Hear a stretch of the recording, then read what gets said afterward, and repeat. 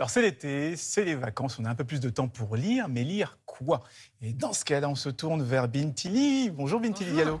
Alors vous avez 3 romans à nous recommander pour cet été. Exactement, Anissé, mais je commence avec une petite info pour frimer ce matin à la machine à café ou sur la plage. Plus de 60% des Français assurent qu'ils vont lire plus l'été. Ils emmènent 2 à 3 livres dans leur valise pendant leurs vacances. Et en plus, ils disent qu'ils préfèrent lire au lit plutôt qu'à la plage. Bon, personnellement, moi, je préfère plutôt le transat à mon Le matelas. hamac, moi. Bah ouais, le hamac, c'est pas mal aussi. Bon, je commence avec un roman, Anissé, qui sent bon l'été, parce que je vous emmène à...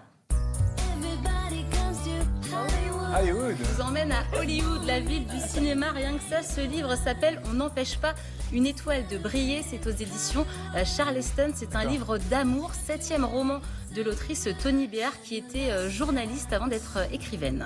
Vous dites un roman d'amour, c'est quoi? C'est un roman à l'eau de rose? De quoi ça parle? Non, c'est pas un roman à l'eau de rose. En fait, c'est un voyage dans le temps et l'espace. Sur 430 pages, on suit l'histoire d'amour entre Max et Sacha sur plus de 50 ans. Alors, ça commence dans les années 60 à Paris. Alors, Sacha, c'est une fille pas comme les autres. Elle vit seule avec son père. Elle est très douée à la batterie. Elle va se couper les cheveux, se teindre les cheveux en noir pour intégrer un groupe de rock. Parce qu'à l'époque, eh bien, il faut faire croire qu'on a un garçon. On n'est pas batteuse comme ça. Dans les années 60, c'était une autre époque. c'est une autre époque. Max, il va essayer de jouer en fait l'agent pour elle. Max qui est aussi avec une autre femme, c'est-à-dire sa mère. Il n'a pas coupé le cordon, Max, donc c'est un petit peu compliqué pour eux. Et c'est l'époque de ce qu'on appelle le golfe de Rouault. Vous savez, ce temple du rock à Paris où Bowie, les Stones se sont passés. Mais malheureusement, à Nice, ça va être compliqué pour Max et Sacha.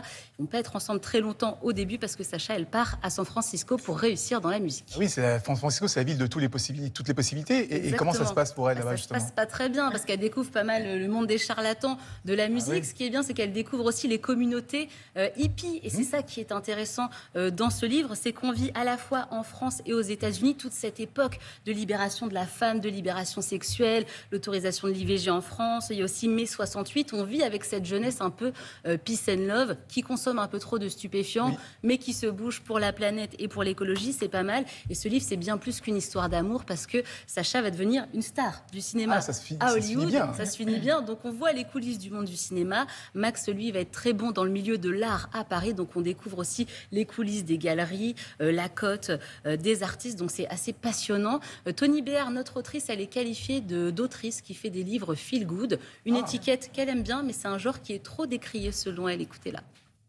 Je trouve ça vraiment dommage que certaines personnes se bouchent le nez en parlant de feel good comme si c'était de la sous-littérature, parce que c'est juste de la littérature, peut-être de la littérature de genre ou pas. Pour moi, ça n'en est pas. C'est juste des histoires qui racontent la vie de personnages qu'on a envie de suivre ou pas. Et d'ailleurs, pour moi, la littérature, c'est comme le chocolat.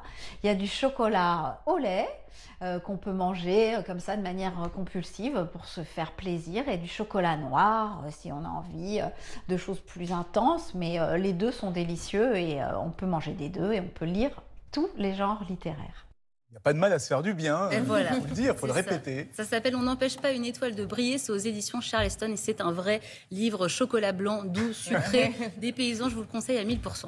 Alors ça, c'est un roman contemporain, mais l'été, c'est aussi l'occasion de relire des classiques. Et vous voulez nous parler d'un classique. Exactement, un classique de 1954, Françoise Sagan, Bonjour Tristesse. C'est son premier roman et c'est parce que c'est un premier roman qui parle aussi d'amour et de libération de la femme. On va suivre l'histoire de Cécile qui part en vacances avec son père et une énième maîtresse. Sauf qu'il y a Anne, une femme pleine de principes, qui s'incruste un petit peu dans l'histoire et qui essaye de mettre notre Cécile au pas. Parce que Cécile, elle sort avec un garçon plus vieux, un étudiant, et ça passe pas très bien en 1954. La mère et tout ça, le garçon, ça résonne un petit peu avec le roman précédent. Ça résonne énormément avec le roman précédent, notamment à cause de la libération sexuelle, parce qu'on l'oublie, mais Bonjour Tristesse, quand c'est sorti en 54, ça a fait scandale, parce que Cécile, elle sort avec un étudiant, ils couchent ensemble, ils ne sont pas mariés, donc en fait, Sagan, elle nous a préparé un petit peu le terrain pour la révolution sexuelle qui arrive dans la deuxième moitié du XXe siècle. Et très rapidement, on termine avec un roman sur la sexualité des adolescents. Et oui, c'est même un guide sexuel, moderne, inclusif, participatif. C'est fait par l'autrice et influenceuse Camille Aumont-Carnel. Et elle a interviewé 1200 jeunes de 13 à 18 ans dans plusieurs pays francophones pour savoir quelles sont les questions sur la sexualité, la première fois, la contraception, le consentement. C'est très bien fait. Ado Sexo, ça s'appelle. Camille Aumont-Carnel. Lisez-le si vous êtes parent et si vous êtes ado, vous allez apprendre plein de choses utiles. Merci beaucoup pour toute la famille. Il y a de quoi s'occuper cet été.